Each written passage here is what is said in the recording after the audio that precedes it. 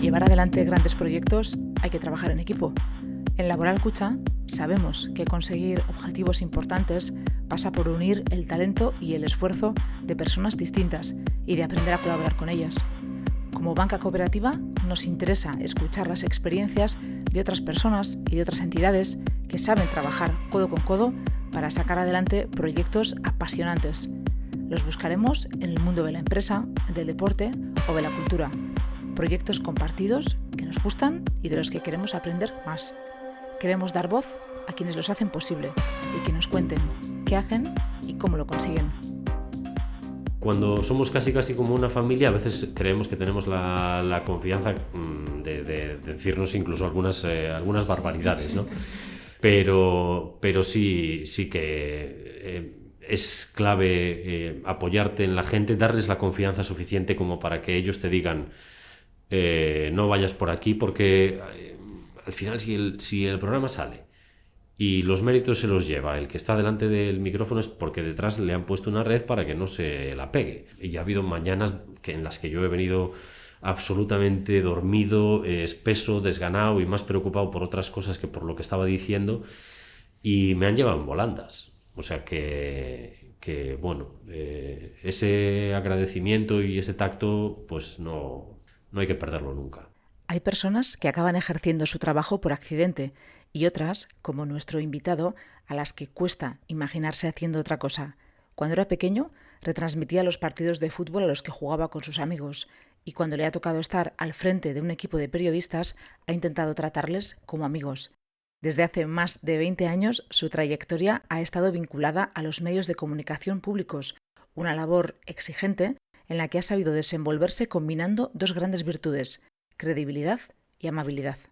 Ha tenido el mérito de entrevistar a líderes de todos los partidos políticos sin enemistarse con ninguno y moderar debates tranquilos en un clima político marcado por la confrontación.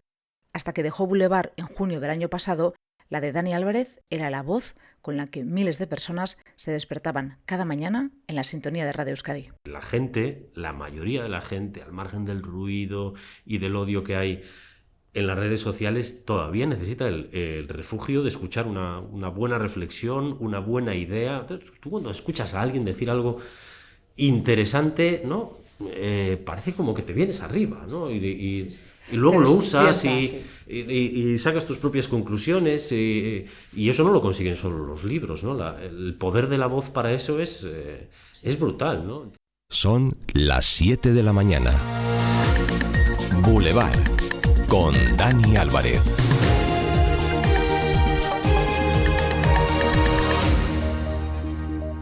La situación de la pandemia a mediados de julio es la siguiente.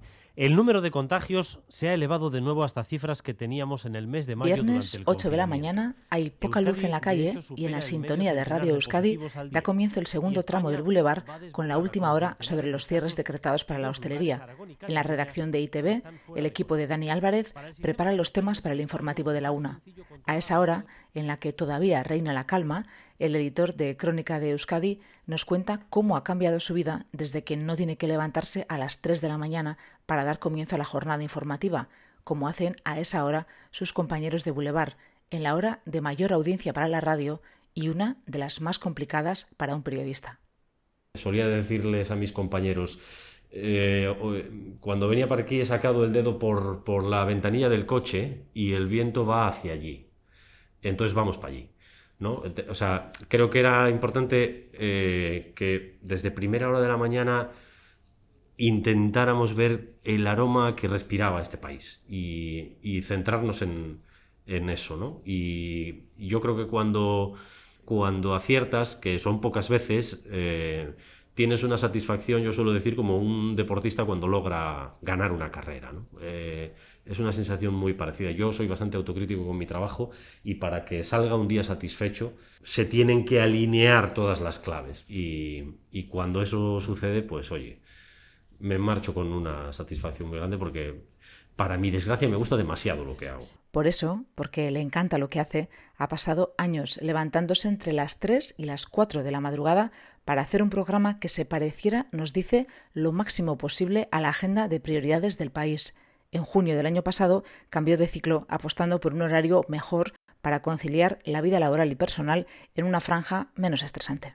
Cuando tienes un puesto, digamos, de responsabilidad en el prime time de una radio, con una cierta influencia, no puedes abdicar de tu responsabilidad. Y luego, si eres obsesivo en el trabajo, como me sucede a mí, pues entonces tienes un sentido de la responsabilidad muchísimo más elevado a lo mejor de lo que es necesario.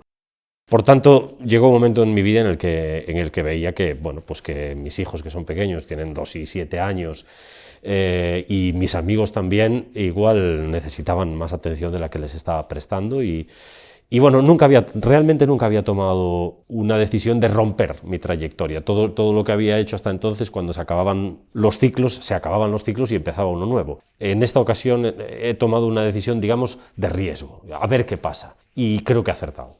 Dani Álvarez nació en As Pontes, en A Coruña, y llegó al País Vasco a estudiar lo que lleva más de 20 años haciendo, periodismo. En la radio ha tenido todo tipo de responsabilidades y de horarios.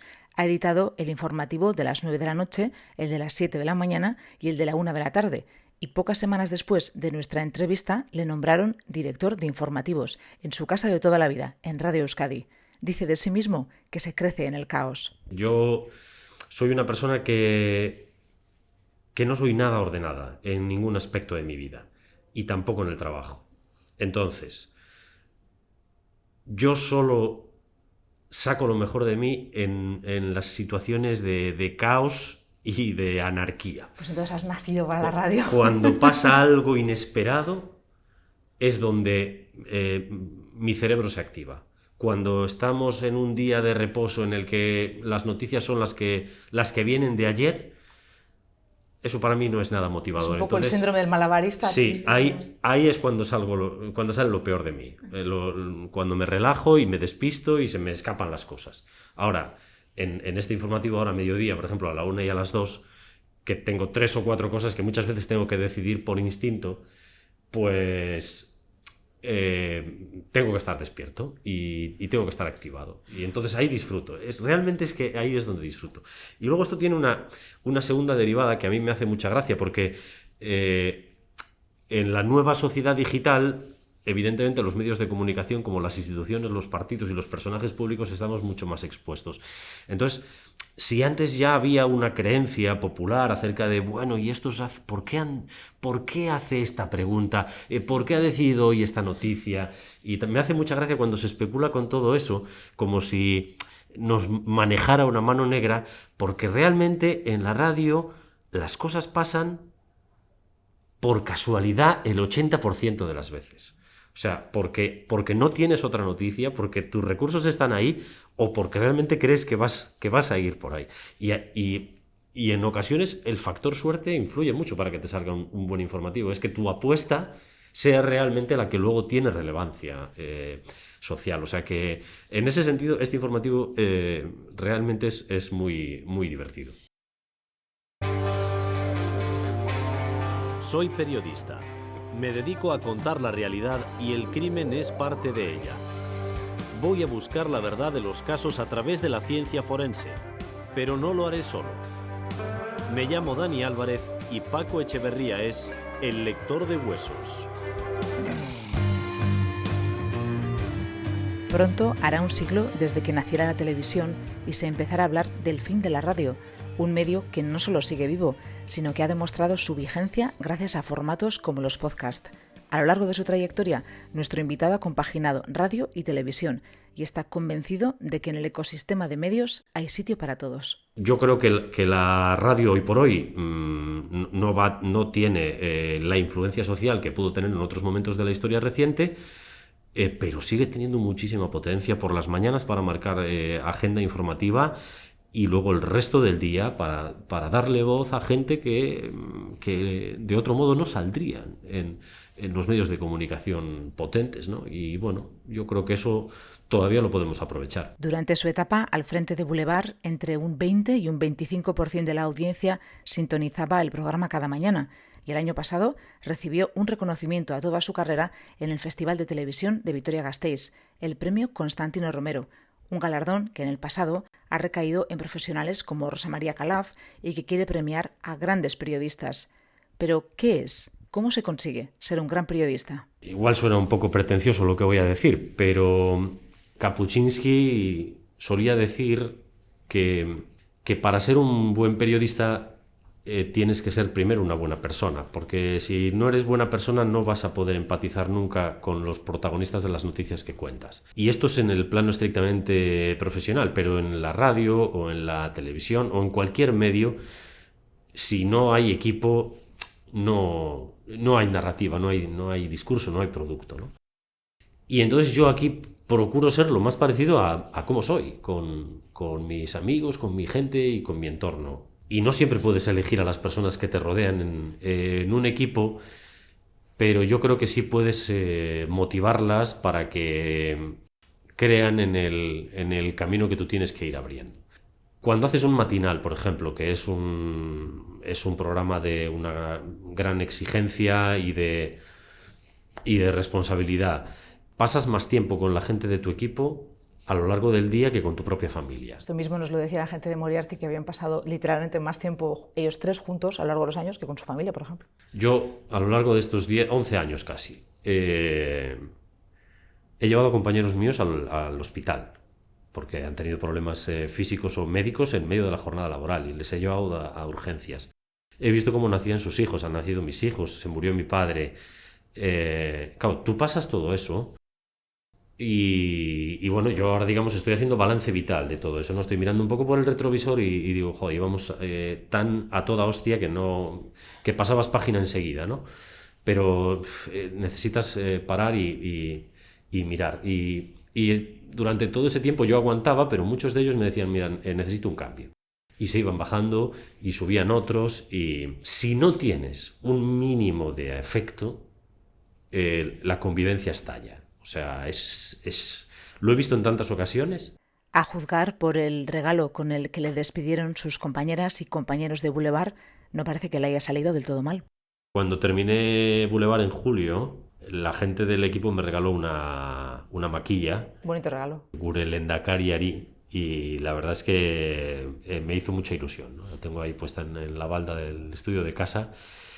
Y sí, o sea, para mí son mis amigos. O sea, yo comparto con ellos información, claves de trabajo, y comparto con ellos chorradas y memes y chistes. Y eso está muy bien. No tiene por qué ser siempre así, ¿eh? Quiero decir que yo tuve una jefa que me dijo, aquí no se viene a hacer amigos, aquí se viene a trabajar, y también es verdad. En un mundo en el que resulta habitual encontrar entornos laborales hostiles y equipos de trabajo con liderazgos tóxicos que dificultan la cooperación, nuestro invitado insiste en que ha tenido suerte con sus equipos y transmite afecto por la gente con la que ha trabajado.